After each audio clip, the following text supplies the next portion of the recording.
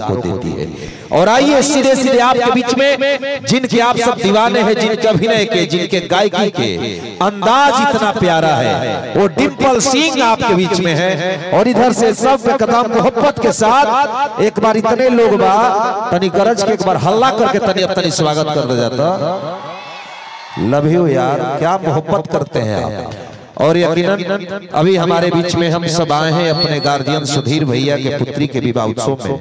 और डिम्पल जी मैं इतना जरूर बता देती हूँ कि भोजपुरी के जितने गीत हिट हैं देश दुनिया में भोजपुरी सुनी जाती है, लेकिन जब आप उसमें अभिनय करती हैं तो गीत का अंदाज बदल जाता है। जब नौजवान आपको देख लेते हैं वीडियो में तब लगता है कि गीत में एक खनक आ गया है। तो ये डिम्पल सिंह का अपना मेरिट है, पांव रखते जिस गीत में वो गीत का खूबसूरती इस कदर बदल जाए। इसीलिए मैं कहता हूँ जरूर जब आप आती हैं और प्रेम ये सब आपसे, देखिए आपके आते ही इतना मोबाइल सब निकल गए, सब आपके सच्चा मोहब्बत करने वाले लोग हैं। ये मोबाइल निकल गया, फोटो खींचा जा रहा होगा, इतने यूट्यूबर हैं सब ओपन होने लगे हैं।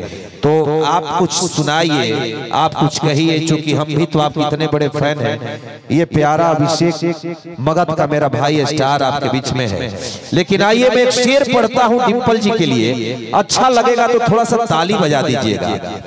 इतना खूबसूरती अंदाज में जब भोजपुरी की सौंदर्य आई है, अपने आप को इतना मत सजाया कर, कभी बारिश हो तो भीग जाया कर। सुनिएगा, अपने आप को इतना मत सजाया कर, कभी बारिश हो तो भीग जाया कर। डिम्पल जी दिल आपका कहाँ लगा है हम सब तो नहीं जानते हैं, लेकिन मोहब्बत में सुनिएगा हमारे तमाम यूट्यूबर कल हाईलाइट में यही चढ़ेगा कि अपने आप को इतना मत सजाया कर, कभी बारिश हो तो भीग जाया कर।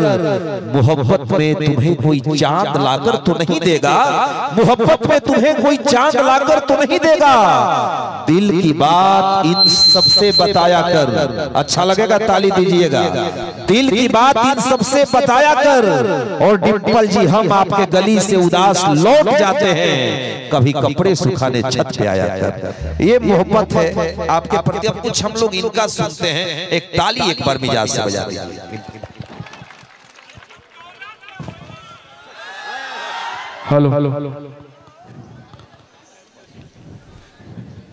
हेलो हेलो, तो इसको बना दीजिएगा वही मिजाज में। हेलो हेलो हेलो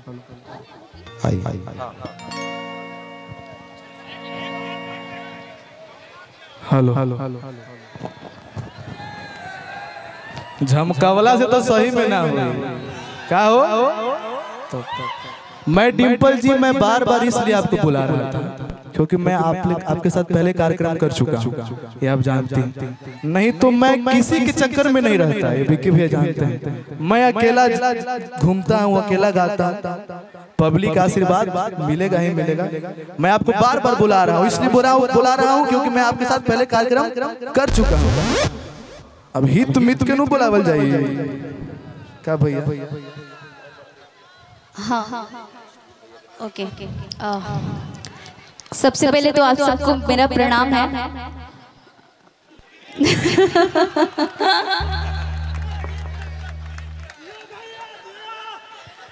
और मुझे ऐसा लग रहा है कि अभी बारात आया हुआ है तो काफी सब उधर बिजी हैं और बहुत कम लोग दिखाई दे रहे हैं, बट कोई नहीं, जितने भी लोग हैं सभी को मेरा प्रणाम है। और आज हम लोग सुधीर जी की बेटी की शादी में आए हुए हैं, जो कि आज बारात है और सभी लोग उधर बिजी हैं। गोलू जी जैसा कि दुआरे बरियात जब लगेला, बाकी तरह वो लोग सुन ले बने लो देवी गीत वगैरह सुननी है ना, हम जाना तनी की जरूरत नहीं खेल हुआ सबके का। हाँ झमकावला क्या, अरे झमकावला से आप सब बोलेंगे तो बहुत अच्छा लगेगा। हम लोग बोल बोल के रट्टा सट्टा वाला ये हो गया है ना, झमकावला झमकावला। नहीं तो एक बार आप बोल दीजिए जब लीजिए। अरे पब्लिक ना भगवान है। एक्चुअली ये मेरा डायलॉग नहीं है, ये पवन जी का डायलॉग है। वाह और ये नाम बड़ा अच्छा लगेला आपके मुंह से। क्या भैया एक बार बोल दिया। इंटेंशन से बोलती नहीं हूँ, ये उनका डायलॉग है, ये अच्छा लगता है, आप सबको अच्छा लगता है, तो मैं यही पटना प्रोग्राम में बोल दी थी। बट बहुत सारे लोग हैं जो अपने ऊपर ले लिए थे, लेकिन फिर भी मैं आप लोग की खुशी के लिए बोलूंगी, झमकावला से होई नानू पावर ये से शुरू होला और ये खत्म, और पावर कहाँ जाला कहाँ आवेला, ये सब आप लोग बोलेंगे तो काफी अच्छा लगेगा। एक बार हो जाओ, झमकावला से हुई, वाह वाह, आप तो माहौल बदल दिए। एक बार तनी चाह आपकी डिम्पल जी खाती तनी सम्मान में आप सब तनी ताली बजा दी, स्वागत है। कोई बात नहीं, ऐसे दिख रहे हैं सभी लोग तो बड़ा मन गदगद हो रहा है। क्या कहता रहा? अच्छा, तो सुधीर जी की बेटी का शादी है, दुआरे पर याद लागे लग वो सब गाना सुन ले मानी जाना। हम भोजपुरी में बात करम अब, कैसे बहुत हिंदी हो गई, इंडिया में रह के अंग्रेजी और हिंदी कम बोलल जाला अपना। और हम सबके बीच बहुत ही अच्छे सिंगर स्टेज की मिस्टर गोलू राजा जी पधार रहे हैं। एक बार प्लीज जोरदार तालियां हो जाए, एक बार प्लीज जोरदार तालियां गोलू राजा जी के लिए। और बहुत बहुत स्वागत करते हैं अपने किंग का। वाह वाह वाह, तनी चाह के गोलू भाई खाती तनी ताली बजा। क्या बात है, अब मजा आई ना, जुनून। लेकिन भैया तनी देखा 5 लगावा, हम एक दो गीत गा लेते हैं, उसके बाद माहौल।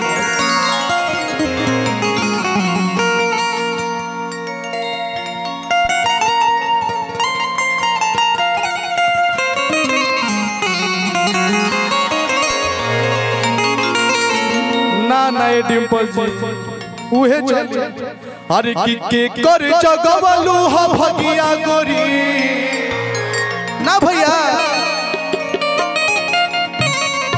अरे की कहां बुतवलू हो, अरे की अगिया गोरी। आप जिस गाने में दिखती हैं वो गाना ब्रांड हो जाता है, ये सच्चाई है। और जो मेरे साथ है खुद ऑलरेडी ब्रांड है, ये बात सही है। जहाँ से जब जे ब्रांड वो करे साथ हमने के वानी जाता ब्रांड होखम जाना। वाह वाह वाह, अरे की के कर जगवलू हो के भगिया गोरी, कि कहां बुतवलू हो के अगिया गोरी, के हरी हरी ओढ़नी ताहर छूटल कवना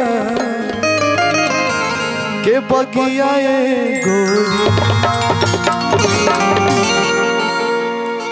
पिछला बार मंच में लाइन आपके लिए बोले थे, देखिए मुस्कुरा रहे के हंसलू ता भाग हमार। वाह वाह, सुंदर तो बढ़ ही बाड़, सुंदर है तभी तो लोग फिदा है मेरे पे। के हंसलू ता भाग हमार के जाग जाए, जा हमरो मर कि तहर के लाग। लेकिन ऐसे ना, अब डिम्पल जी आइल बाड़ी, अब ठुमका ना लागी तो ठीक लागी हो, तनी ठुमका लगा के हंसलू ता भाग हमर के जाग जाए, जा हमरो मर, जा हमरो मर तोहर।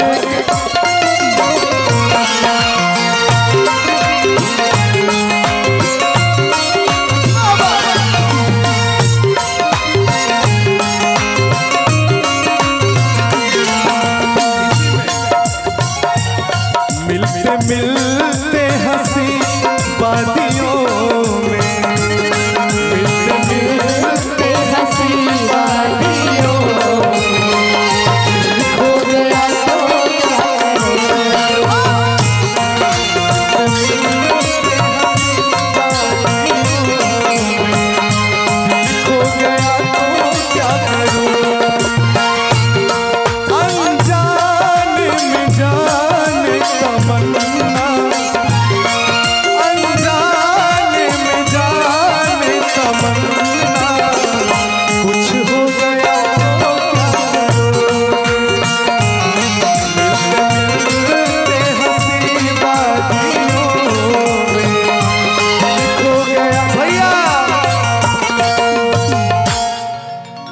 आप तो ये जानते बानी कि हमार सारा गाना भूमिहारे के बाद बिल्कुल होना भी चाहिए।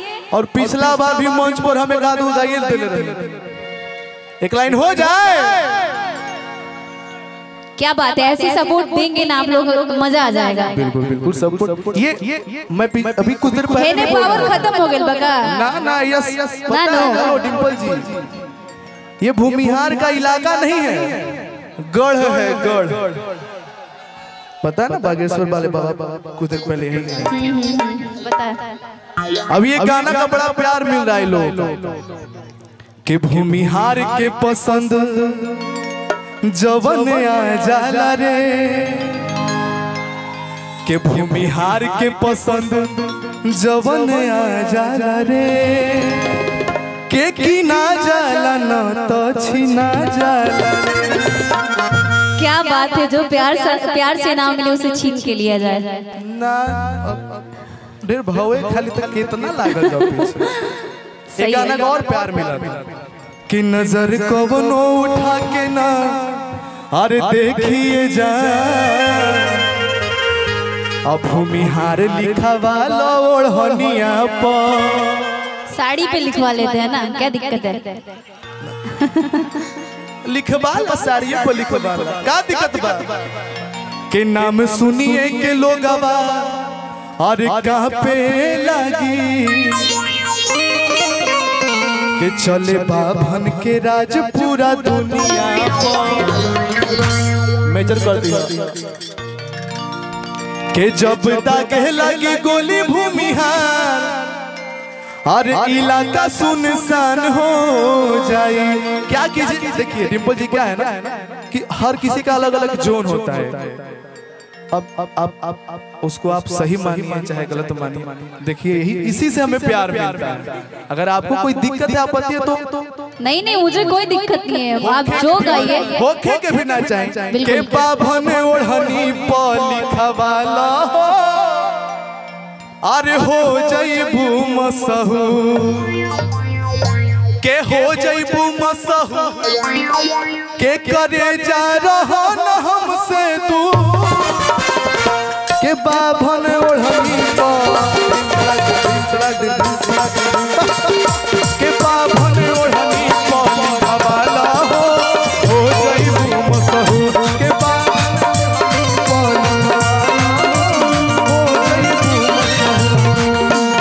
हो जइबू मसहूर, करे जा रहा न हमसे तू।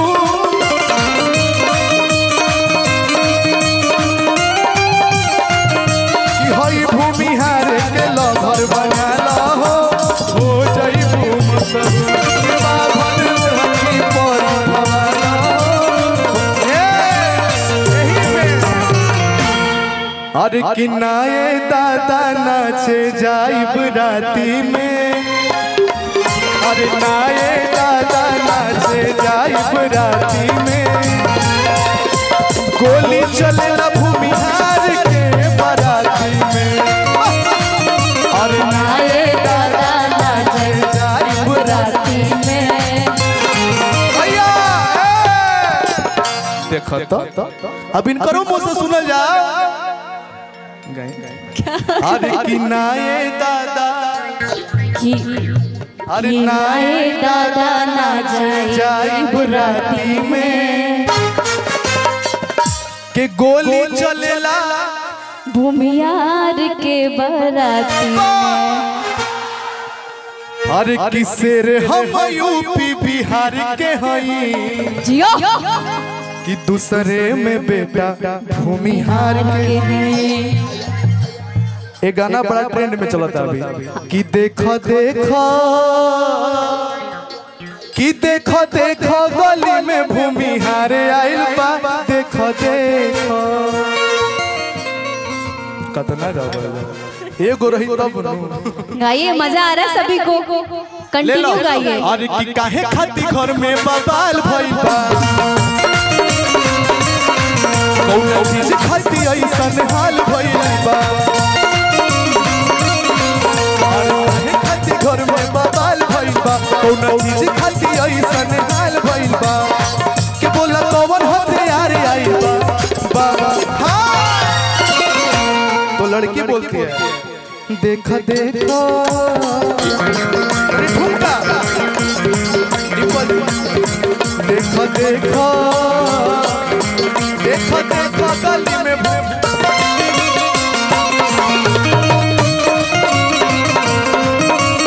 अपना सोचे उले के हम यार आइल बात कबे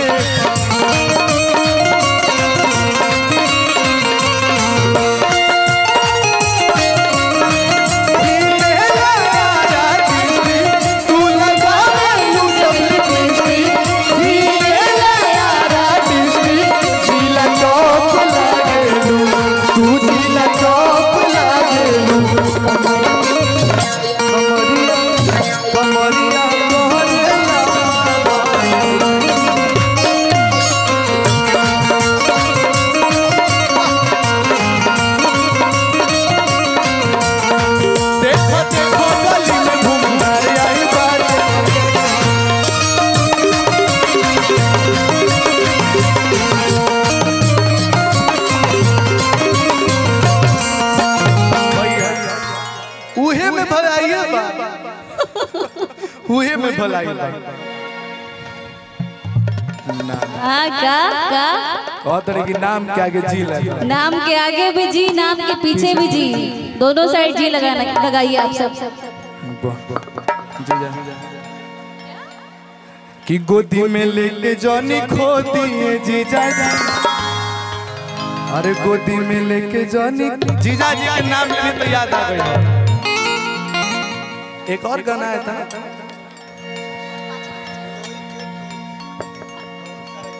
अरे कि चौकी हुमाचे अइहा के पाछे के नाचे अइहा गाइए गाइए पाछे अइहा के पाछे के नाचे अइहा एक हम गाना चाहेंगे जो दुआरे बरियात लगल पहले वो गावल जाओ नहीं के बिल्कुल बिल्कुल स्केल मिला लीजिए आप बढ़वा दें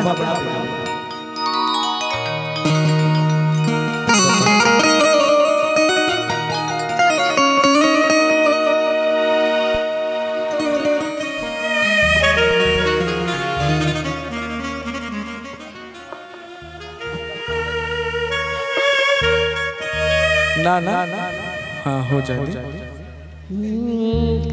कियापन खोरिया बाहर सुधीर पापा कियापन खोरिया बाहर सुधीर पापा माता बहन सब गावेला ना जब दुआरे बरियात लागेला तर वो लोग गावेली ना कि अवतारे दुल्हा दा मादएला अवतारे दुल्हा दा मादएला अपन खोरिया बाहर सुधीर पापा अपन खोरिया बाहर सुधीर पापा अवतारे दुल्हा दा मादएला अवतारे दुल्हा दा मादएला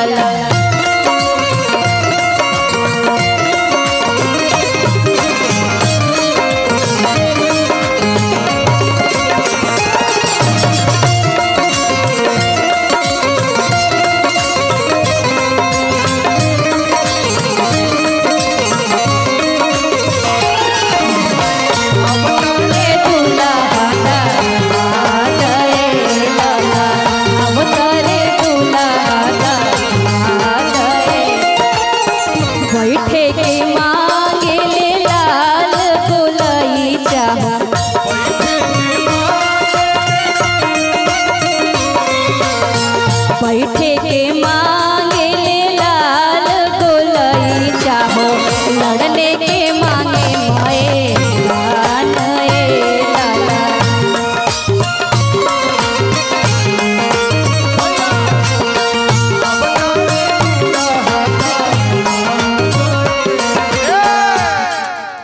परंपरी गईनी है तो परंपरी में एगो औरी गाना चलता है। हाँ तो वो माहौल चेंज कर देनी है। वही सुनना चाहते हैं माहौल सभी लोग। गरम होए रहनु फिर गरम कर जी माहौल। तेरी बेटी के शादी है आज होके के जाएगा। इसमें ले लीजिए कि दूल्हे का सहरा सुहाना लगता है, दूल्हे का सहरा सुहाना लगता है, दुल्हन का तो दीवाना लगता है, दूल्हे का सहरा सुहाना लगता है, दुल्हन का तो दीवाना लगता है। पल भर में कैसे बदलते हैं रिश्ते, पल भर में कैसे बदलते हैं रिश्ते, अब तो हर अपना बेगाना लगता है, दूल्हे का सहरा सुहाना लगता है, दुल्हन का तो दीवाना लगता है।